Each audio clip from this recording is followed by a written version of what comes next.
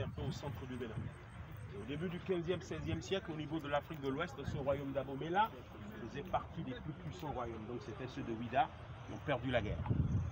Après la perte de cette guerre, il y a eu un Portugais du nom de Don Francisco de Souza qui a été envoyé ici pour diriger la traite des Noirs. Donc nos parents devront marcher 130 km de marche en 4 jours pour rejoindre Ouida. Arrivé à Ouida, on les mettait d'abord dans les forts. Quand ils donnaient l'alerte et qu'ils disaient que les bateaux étaient à la mer, on les sortait des forts, on les amenait sous un arbre en fait, qu'on appelle la place aux Anges. Parce que nous sommes en train de faire la visite à Lambert, parce que là c'est la porte de son retour. On n'a jamais eu de porte ici.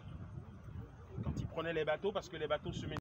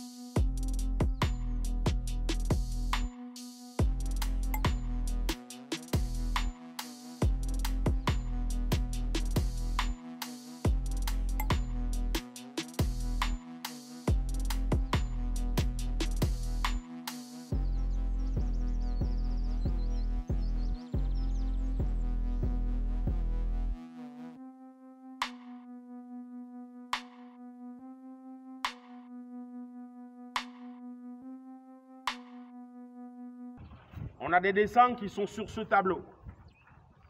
La couleur marron, ça représente un peu les esclaves. La couleur noire, ça représente les chaînes à la main, aux pieds et au cou. Commencez à regarder le tableau tout à gauche au premier rangé. Quand vous comptez les têtes, il y en a 4. Ben là, c'est des esclaves qui sont enchaînés à la main, mais accroupis. Accroupis parce qu'en vérité, ils sont ramenés dans la case la nuit. Alors du coup, ils sont obligés d'adopter cette position-là, parce que ça voit pratiquement rien du tout. Ils sont entassés dans la case pendant 3-4 mois, du fer dans la bouche. Tout simplement, c'était véritablement pour les empêcher de se communiquer. Parce qu'ils savent qu'ensemble, ils sont très forts. Et s'ils arrivent à se parler, ils pouvaient se rebeller. Donc du fer dans la bouche pendant 3-4 mois, ça les cassait complètement, on ne leur donnait pas à manger. Au deuxième rangée, si vous comptez les têtes, il y en a 5. Il y a une dernière tête un peu plus loin. Mais là où ils sont enchaînés à la main, assis et tête baissée. Tête baissée parce qu'ils sont pensifs. Ils se posent beaucoup de questions. Où est-ce qu'on nous amène? Pourquoi c'est nous qu'on a choisi? Est-ce qu'on aurait la chance de revenir ici? Que vont devenir nos parents, nos maisons, déjà tout ce qu'on a laissé? Au troisième rangée, cette fois-ci, vous comptez les têtes, il y en a 9. Ben là, ils sont enchaînés au cou, mais en fait en allant. Et là, c'est un peu comme ça, ils sont disposés sur la route de l'esclave, sur la route que nous faisons actuellement. Mais à l'extrême droite, au dernier rangé, si vous comptez les têtes pêle-mêle, il y en a 22. Ils sont enchaînés les uns à côté des autres. Et c'est ça qu'ils appellent ici disposition en sardine. Alors, regardez bien par endroit, vous avez la bande rouge. Ça marque leur sang, leur pleurs, leur souffrance, leur colère, leur angoisse, parce qu'en vérité, c'est là même ici qu'a eu la fouille. Et c'est là où on a retrouvé beaucoup plus d'ossements avec les chaînes authentiques. Ce monument, ça fait 6 mètres de hauteur et 4 mètres de profondeur pour vous dire que la fosse, elle était de 4 mètres. Et la fouille a eu lieu en 1992, 500 ans après l'esclavage. Et puisqu'on est en train de faire la visite à l'envers, parce que là, on est descendu, on est rentré dans un village. Normalement, si on avait commencé les circuits par la place aux enchères, c'est-à-dire le marché des esclaves, on serait rentré dans le village par l'autre côté, on serait sorti par là. Donc juste en face là, à la sortie du village, hommes comme femmes cette fois-ci. Parce que j'ai parlé tout à l'heure de l'arbre de l'oubli.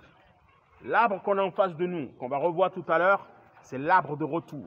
Et c'est toujours le même arbre. Cet arbre a été planté en 1727. Et ça vit encore jusqu'aujourd'hui.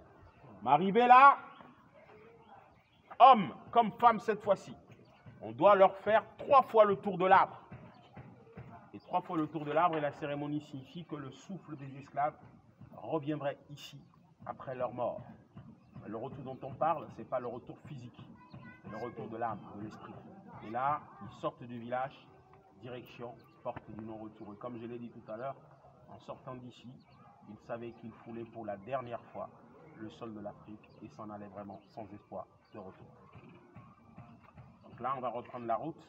On va directement à la porte du non-retour. On va directement au niveau de la place aux enchères. Vous savez, quand on dit 1492, c'est écrit dans les livres que Christophe Colomb a découvert l'Amérique. C'est très faux. Il n'a rien découvert du tout. Mais quand on fait ce décompte, 1992, 1492, je veux dire, 1992, ça fait 500 ans officiellement après. Parce qu'en 92, ici sur Ouida, on a reçu des frères qui sont venus des Antilles, des Caraïbes, et même aujourd'hui, il y en a qui habitent Ouida et qui préparent le terrain pour beaucoup d'autres qui vont revenir.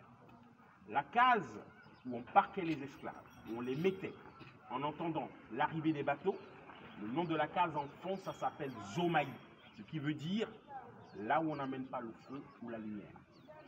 Et ceux qui sont revenus officiellement ici depuis 92, ils ont construit un monument qu'ils appellent cette fois-ci Zomaki, le feu qui ne s'éteindra plus jamais, pour dire on est de retour chez nous, on a allumé le feu qui ne s'éteindra plus jamais. Et tout simplement, plus jamais ça.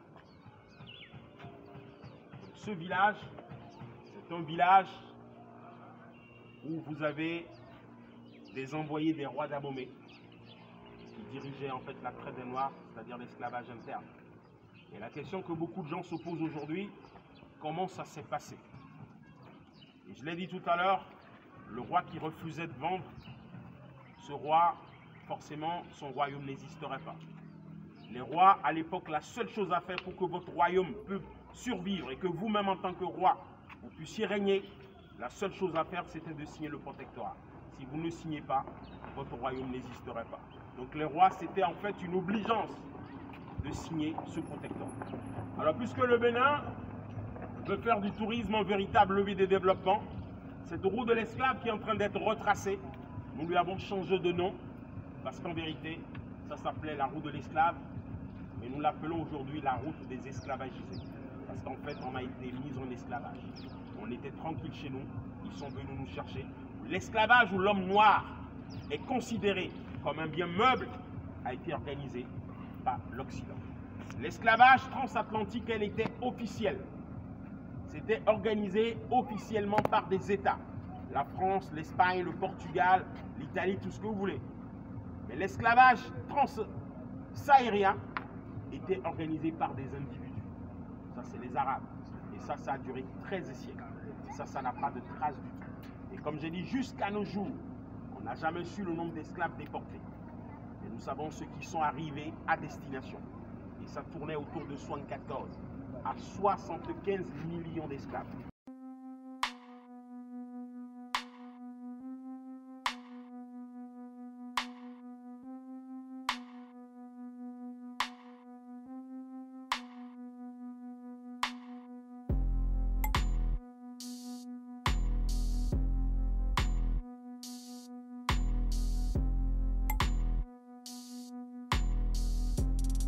Alors, comme je le disais, tous les esclaves d'Afrique qui ont pris part Ouida,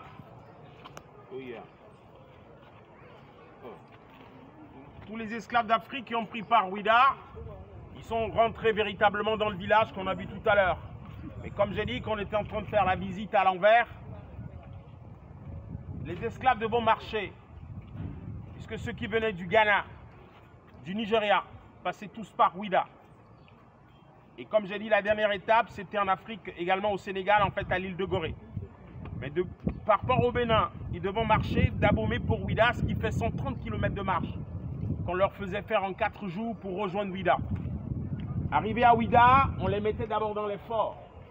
Quand on donnait l'alerte et qu'on disait que les bateaux étaient à la mer, on les sortait des forts et on les amenait sous cet arbre ici, en cette même place que se tenaient les enchères publiques. C'était là où nos parents destinés à être déportés étaient échangés contre ce qu'on appelle des pacotilles, des miroirs, des canons ou des fusils. Vous voyez tout ce mur de clôture que vous avez là, tout ça c'est la maison de Don Francisco de Souza, le Portugais qui a dirigé la traite des Noirs ici. Et du premier des Souza, dites-vous, cette génération, en vérité, elle a perpétué. Même là, ils sont aux 8e génération. Et c'est le 8e qui construit ce château fort que vous avez juste en face. Ici, il faut le dire, c'est une famille qui manque son envie parce qu'en vérité, l'esclavage leur a beaucoup profité. Et ceux qui habitent cette maison aujourd'hui, c'est des gens noirs comme vous et moi qui connaissent ni le Brésil, ni le Portugal, mais qui bénéficient en vérité de la richesse qu'a laissé l'ancêtre. Jusqu'après l'abolition de l'esclavage, il y a beaucoup d'esclaves qui sont rentrés du Brésil. Parce que la plupart des esclaves qui ont quitté Ouida ont été vendus au Brésil et principalement à Salvador de Bahia. Il y en a beaucoup qui sont revenus avec les noms du maître, Dos Santos, Da Silva, d'Oliveira. On a tous ces types de familles qu'on a en vérité ici à Ouida. Et cette famille, par rapport à sa richesse, ils ont voulu même changer le nom de la place. Ils ont donné même le nom de la place à leur ancêtre qu'ils appelaient Place Tchatcha. Puisque l'actuel gouvernement veut faire du tourisme un véritable levier de développement et qu'il veut que le gouvernement béninois refasse cette histoire en fait de l'esclavage écrite par nous-mêmes et racontée par nous-mêmes parce que c'est l'Occident qui a écrit l'histoire de l'esclavage. Ils ont dû tirer le drap de leur côté. Alors la seule chose à faire aujourd'hui, c'est de réécrire notre propre histoire et de la raconter nous-mêmes à notre manière. D'où cette place a été complètement reconstituée. On a redonné le vrai nom de la place, place aux enchères, le marché des esclaves. Et quand on regarde bien, c'est des pontons qu'on voit qui quittent les 4 coins et qui prend la direction de la porte du non-retour, tout simplement d'où nous venons tout à l'heure. Donc c'est ça, la place aux enchères, le marché des esclaves. Et quand ils étaient vendus ici, avant le départ, dans cette maison-là, ils étaient marqués au fer chaud. Parce que chaque négrier mettait sa marque à sa marchandise. Et direction, porte du non-retour. Et comme j'ai dit, on n'a jamais eu de porte. Les bateaux se mettaient au large. Et c'était avec des petites pirogues, on les faisait déplacer. Mais véritablement, il faut dire qu'il y en avait beaucoup qui préféraient mourir chez eux que d'aller mourir en fait en endroit qu'ils ne connaissaient pas. Donc voilà, en fait, en gros, ramasser l'histoire de l'esclavage. Mais là, on l'a fait à l'envers. On devait commencer par ici et finir à la porte du non-retour. Mais ce que nous devons retenir, tous ici, parce que pour nous là, c'est triste, mais c'est ce même système, je vous dis, qui continue encore sous une autre forme. L'esclavage moderne, ça existe. Il n'y a plus les chaînes, mais il y a beaucoup d'autres choses. C'est de ça véritablement qu'il faut lutter aujourd'hui. Parce qu'on passe toujours par nos chefs d'État, comme on est en train de passer par nos rois auparavant. Ceux qui voulaient se maintenir, ils sont maintenus. Ils donnent toute la richesse de l'Afrique. Et s'il y a un qui dit non, je ne vais pas le faire, il serait décapité, il serait ruiné, il serait fait tout ce que vous voulez. De 1960 jusqu'à nos jours, tous les chefs d'État qui ont tenu tête, ils ont été tous enlevés. Et aujourd'hui, au XXIe siècle, on prend le cas du Mali, le cas du Niger, le cas du Burkina Faso. Donc les Africains sont en train de se prendre en charge. C'est de ça qu'il s'agit. Et c'est de ça qu'il faut pouvoir cultiver. Nous allons parler de l'histoire de l'esclavage nous-mêmes et la réécrire nous-mêmes et la raconter nous-mêmes parce que c'est notre histoire et ce que nos parents ont vécu. On va aller voir nos amis pitons, sinon ça sera fermé. Okay.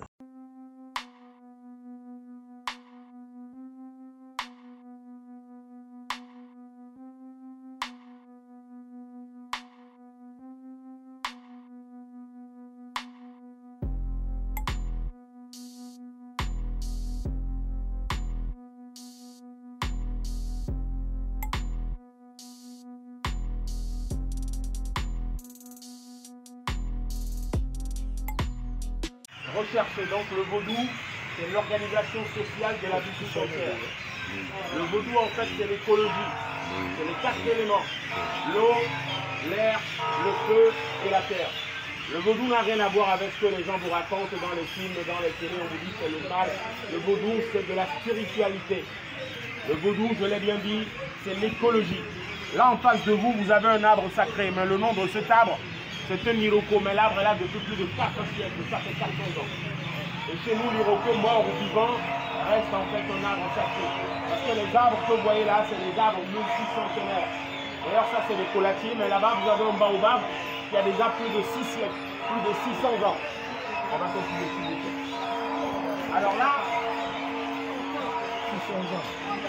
De tout ce que vous avez, tout ce qui est positif, parce qu'on ne demande pas du mal ici. Si vous demandez du mal, ça va se retourner contre vous.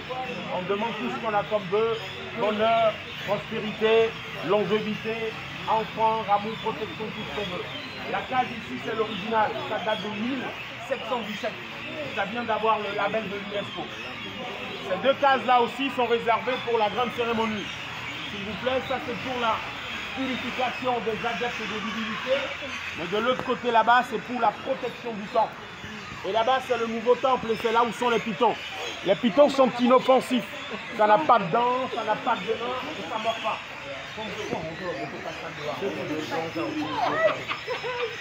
Les filles, si vous touchez pour vous, c'est une purification. Naturellement, ça n'a pas de dents, ça n'a pas de venin, ça ne mord pas. Vous pouvez toucher pour voir. Mettez ça au cou.